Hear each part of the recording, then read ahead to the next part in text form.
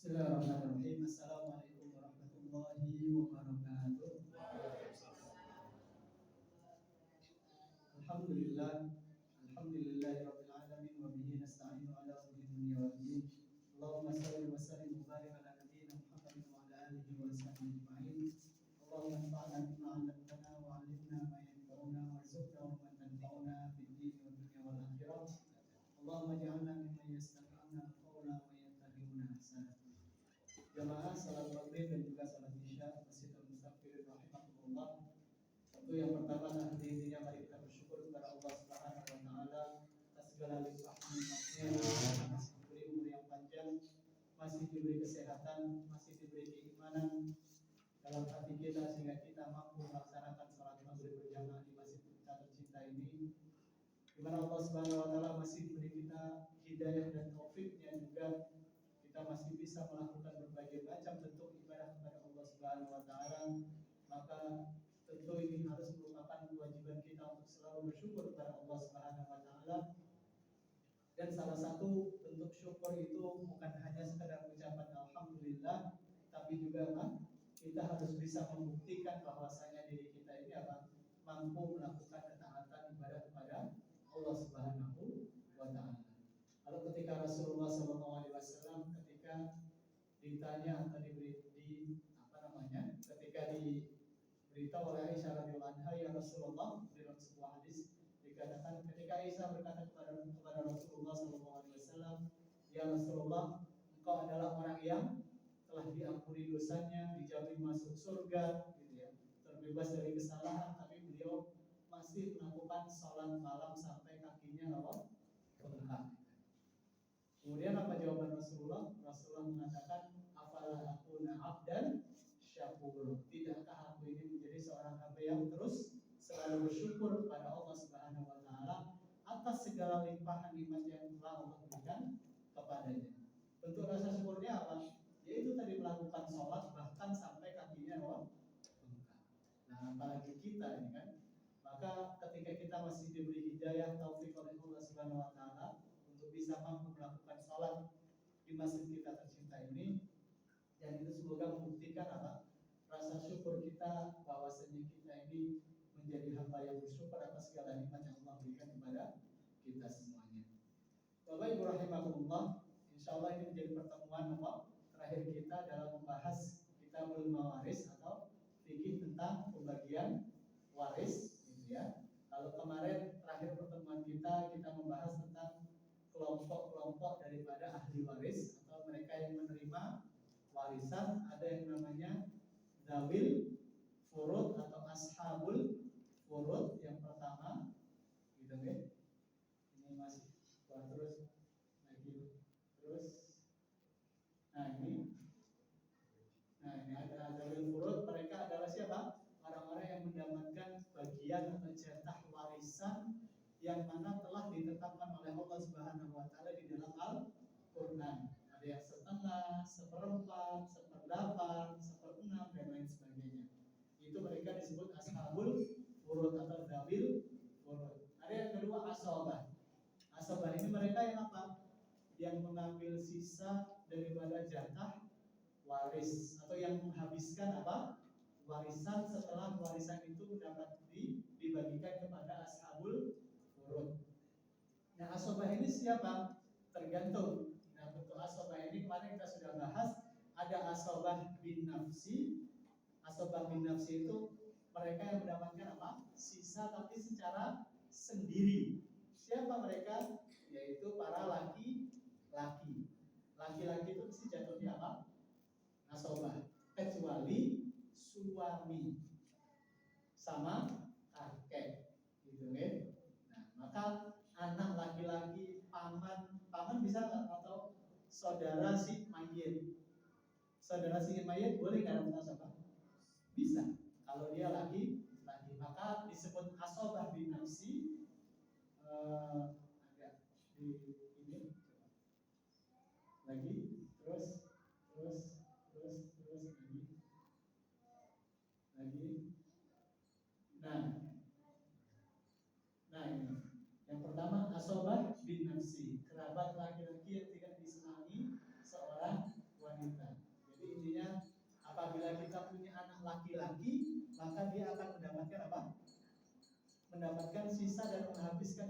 harta kita. Tapi kalau anak kita perempuan semuanya, bisa nggak dia menghabiskan semua harta kita? Nggak bisa. Maka kalau seandainya kita perempuan semuanya, 3 orang anak kita misalkan perempuan semuanya, maka mereka hanya mendapatkan berapa? 2/3. Misalkan saya punya istri dan punya 3 anak perempuan semuanya. Ketika saya meninggal, istri saya dapat berapa? 1/8. 1/8. Kemudian ketiga anak perempuan saya dapat 2/3. Sisanya kemana? Habis tidak hartanya kira-kira Pak? Enggak. Larinya kemana sisa hartanya? Nah, ke saudara saya. Misalkan saya punya saudara laki-laki atau saudara perempuan, saudara kandung saya. Misalkan saya 3 bersaudara. Saya punya kakak perempuan, saya punya adik laki-laki. Nah, maka kakak perempuan saya itu bergabung dengan siapa? Dengan anak perempuan mendapatkan 2/3, maka 2/3 dibagi 4, sisanya yang adik laki-laki saya mendapatkan apa? Sisa atau asobah tadi, gitu kan? Nah ini pembagiannya. Nanti akan kita, mohon maaf karena tidak ada apa di papan tulis, tapi seharusnya kalau ada papan tulis kita membaginya enak gitu kan? Lakukan hitungan. Jadi misalkan harta saya 100 juta misalkan. Jadi istri saya dapat 1/8. Nah, 1/8 dari 100 juta berapa kira-kira? 12.500.000. Nah, kalau 100 juta sudah dikurangi 12.500.000 berarti masih berapa? 87.500. Masih banyak ini. 87.500. Berarti 2/3-nya diambil siapa? Anak perempuan, dibagi 3. Maka berapa anak perempuan? Kira-kira 100 dikali 3. Nah, sebentar. Berapa? Oke. Kurang lebih dapatnya 67 juta. Itu anak perempuan. Nanti kalau 67 juta ditambah 12 berapa? 67 ditambah 12 berapa? 79. Berarti masih ada berapa sisanya? 2.100.000. Nah, sisanya kemana larinya? Nah, asobah tadi, gitu ya, yang meninggalkan atau yang laki-laki dari saudara saya tadi. Hitungnya itu adalah apa namanya? Asobah bin nafsi, yang mereka mendapatkan sisa secara sendiri. Ada asobah bil ghair. Asobah bil ghairi dengan yang lain. Dengan yang lain itu misalkan bagaimana? Saya misalkan punya istri dan punya 3 anak, 1 laki-laki, 2 perempuan. Maka perempuan ini, yang 2 orang ini, mereka akan tetap mendapatkan yang namanya asobah bil ghair. Jadi pembagiannya langsung. Tadi saya meninggalkan harta berapa? 100 juta. Istri saya mendapatkan berapa? 1/8. Hanya mendapatkan 12,5 juta. Sisanya masih berapa tadi? 87,5. 87 dibagi berapa berarti? Dibagi 4. Kenapa dibagi 4? Karena jatah laki-laki 2. Kan anak saya 3. Perempuan jatahnya 1. Laki-laki jatahnya berapa? 2. Jadi bagi berapa? 4. Nah, berarti 87,5 dibagi 4. Berarti kurang lebih berapa? 20 juta. Maka 20 juta, maka yang laki-laki dapat berapa? 40-an juta, yang perempuan dapat 20-an juta. Gitu kan? Nah, ini kan perempuan tidak lagi mendapat 2/3, tapi mendapatkan apa?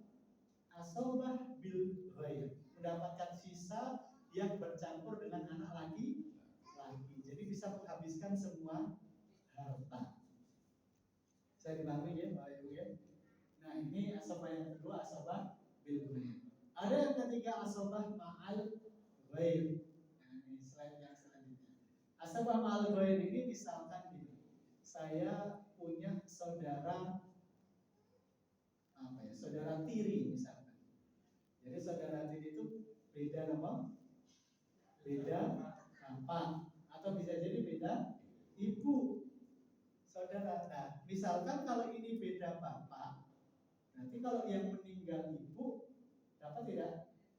Saya dengan saudara saya tadi, saudara tiri saya dapat. Tapi kalau yang meninggal bapak, dia nggak dapat, gitu ya? Karena kita satu apa? Satu ibu. Tapi kalau satu bapak, yang meninggal bapak, saya dapat, dia dapat. Tapi kalau yang meninggal ibunya dia, saya dapat tidak? Tidak. Bisa dipahami nggak teman-teman? Bisa nggak? Nah, maka ketika misalkan tadi bapak saya meninggal, kita punya saudara tiri, satu bapak. Bapak meninggal, dia dapat berapa? Saya laki-laki, misalkan dia perempuan. Kan jatuhnya saudara tiri, beda ibu. Tapi yang meninggal bapak kita satu. Maka saya dengan dia mendapatkan asobah ma'al ghair. Ma'al ghair itu karena kita sudah apa? Beda ibu. Ya ini istilah saja. Intinya kan saya dengan saudara perempuan saya meskipun beda apa? Beda ibu, tapi kan satu apa? Satu ayah. Maka saudara perempuan saya dengan saya dikumpulkan menjadi asobah ma'al ghair. Pembagiannya bagaimana? Maka misalkan ayah saya tadi menurunkan atau meninggalkan warisan 100 juta, maka tinggal dibagi berapa kalau saya dengan saudari saya satu orang? Dibagi 3. Kan cuma saya dengan saudari saya satu orang, berarti kita cuma berdua. Saya dengan seorang perempuan. Perempuan dapat 1, saya dapat 2. Nanti tinggal langsung dibagi 3. Bisa dibahas Bapak Ibu? Nah, siapa? Ibunya yang karena apa namanya? Ibunya dia dapat. Dan ibunya saya dapat. Kan bapaknya sama. Iya loh? Bapaknya sama, istrinya berarti 2. Berarti istri 2 dapatnya berapa? Tetap 1/8 dibagi 2. Gitu kan?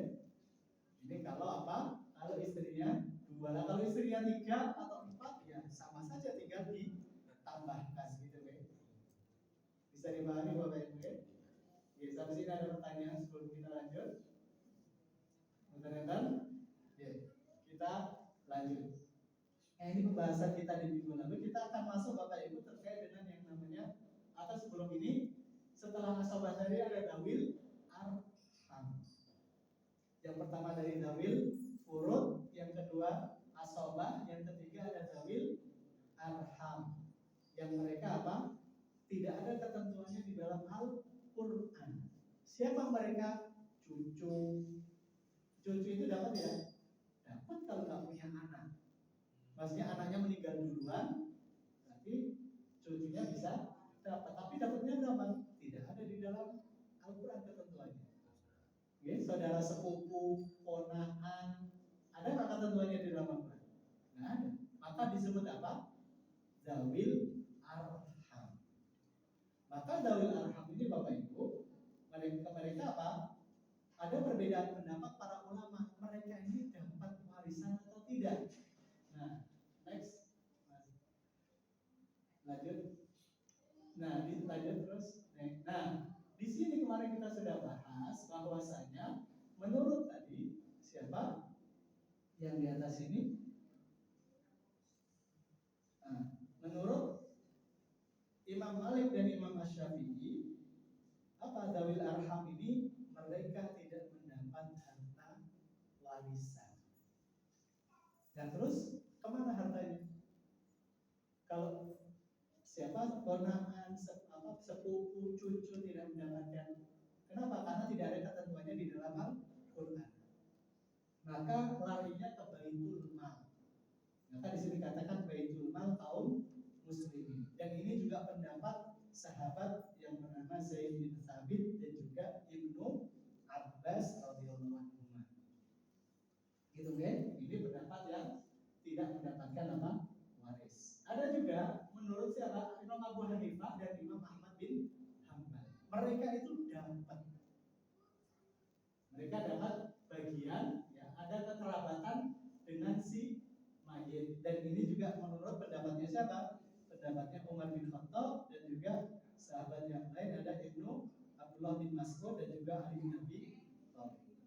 Jadi ada perbedaan pendapat apakah mereka itu dapat atau tidak.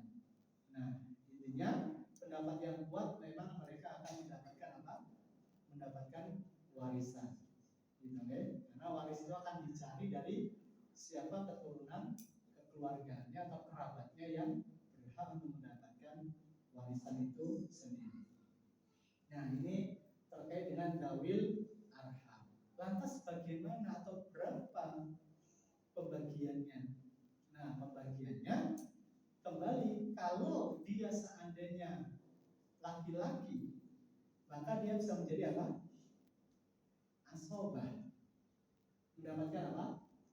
Sisa. Maka kalau perempuan tergantung dia bersanding dengan siapa. Maka bisa jadi dia bisa mendapatkan 1/6, bisa mendapatkan setengah, atau bisa juga mendapatkan bergabung dengan yang laki-laki tadi, asobah ma'al ghair tadi. Misalkan tinggal saya meninggal, misalkan cuma meninggalkan seorang istri, saya nggak punya anak. Tapi kemudian saya punya kakak perempuan, saya punya adik laki-laki. Kakak perempuan saya dengan adik laki-laki saya itu kan dawil arham, betul kan? Nah, berapa pembagiannya? Padahal saya tidak punya anak. Istri saya dapat berapa? 1/4.